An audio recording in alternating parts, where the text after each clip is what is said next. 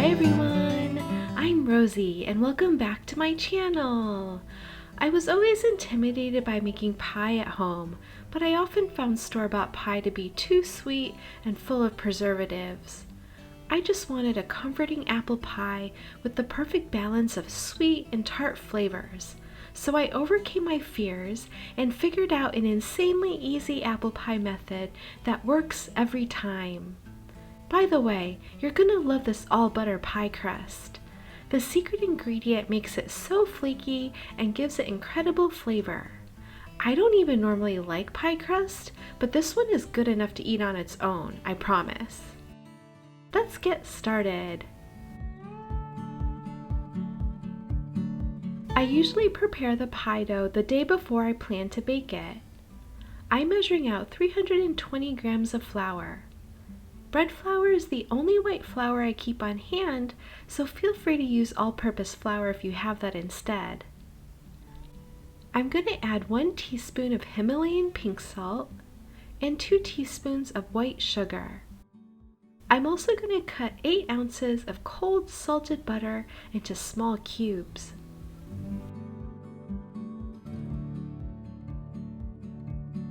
I add the flour, salt, and sugar to the food processor and pulse for a few seconds just to combine, and then I'm going to add the butter.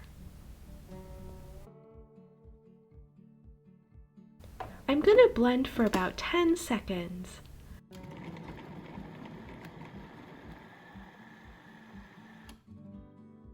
I find that I get the flakiest pie crust when there are no large chunks of butter left, just these small granules. I'm going to transfer the mixture to a mixing bowl. Then I add 5 tablespoons of ice water.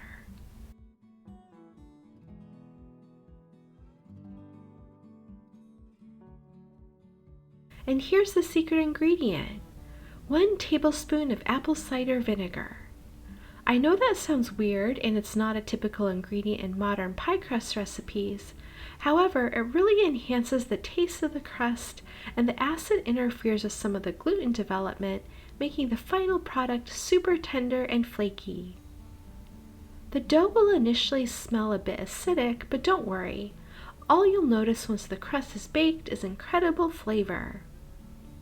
Yes, this still looks really crumbly, but resist the temptation to add more water to help the dough come together. Just mix well, and if you can pinch the crumbs and it holds together easily, you have enough water. This recipe is enough for both the top and bottom crusts. I divide the dough in half by weight and form each portion into a disc.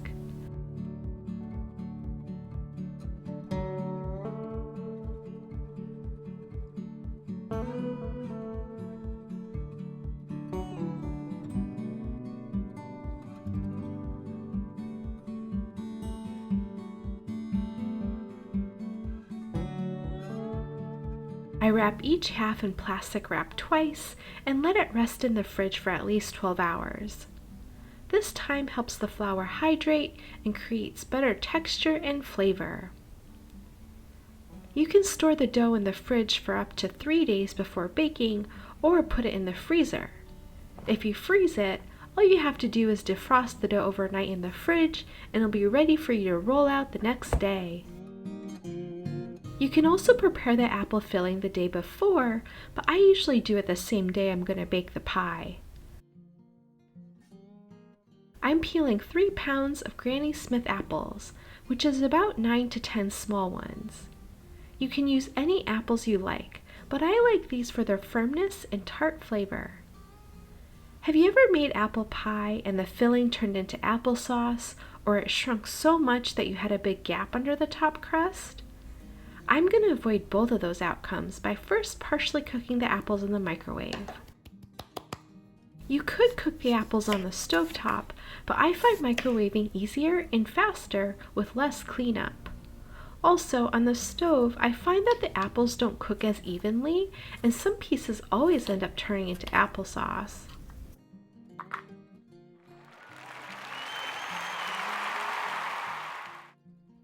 I microwave the apples for 5 to 6 minutes until they're just bendy, not mushy. I mix halfway through just to make sure they cook evenly.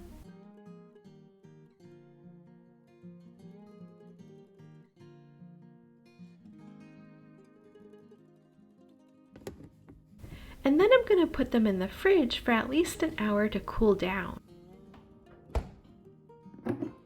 When I'm ready to assemble the pie, I take out the cooled apples and add 1½ teaspoons of cinnamon, 1/3 cup of white sugar, and 1/3 cup of brown sugar. Then I add 2 tablespoons of cornstarch. If you want to use less sugar, you can use 1/4 cup of each type of sugar instead. This pie dough is so easy to work with and rolls out beautifully. If your kitchen is fairly warm, you'll want to roll out your dough straight from the fridge. My kitchen's on the cooler side at 68 degrees Fahrenheit, so I like to let the dough sit out at room temperature for a few minutes to make rolling even easier. Many pie crust recipes include shortening for better texture and to make the crust easier to work with. However, I don't like using shortening because of the hydrogenated oils, so I only use butter in my crust. I personally think an all butter pie crust tastes better too. For the lattice top, I'm going to cut 6 strips of dough, about 1½ to 2 inches wide.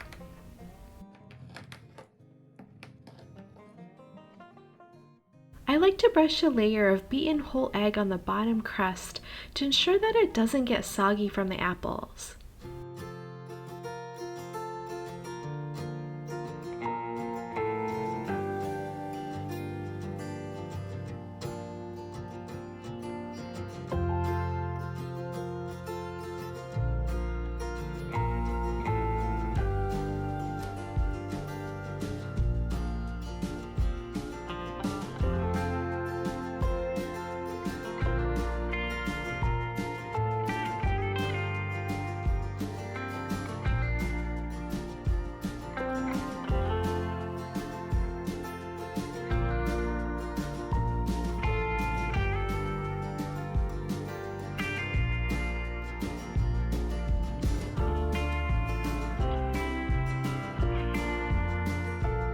I brush the top with more egg and sprinkle on some turbinado sugar. The turbinado sugar is totally optional, but I just like the extra sparkle and crunch it provides.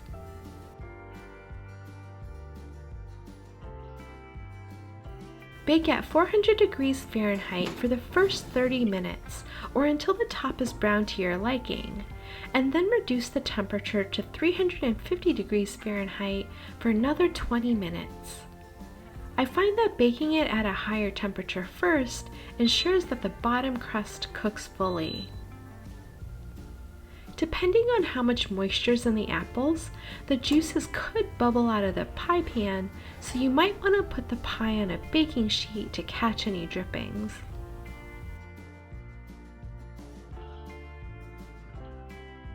Do not, I repeat, do not throw away your dough scraps. These are special snacks just for the baker. I cut the scraps into small pieces, brush with egg wash, and bake them along with the pie. These are so good that I won't blame you if you make the pie crust just for these little bites of heaven. Seriously, just look how flaky it is. See how easy it is to make homemade apple pie? I bet you won't ever want to buy pie from the store again after trying this recipe. If you enjoyed this video, please give it a thumbs up, subscribe for more easy cooking and baking videos, and say hi in the comments.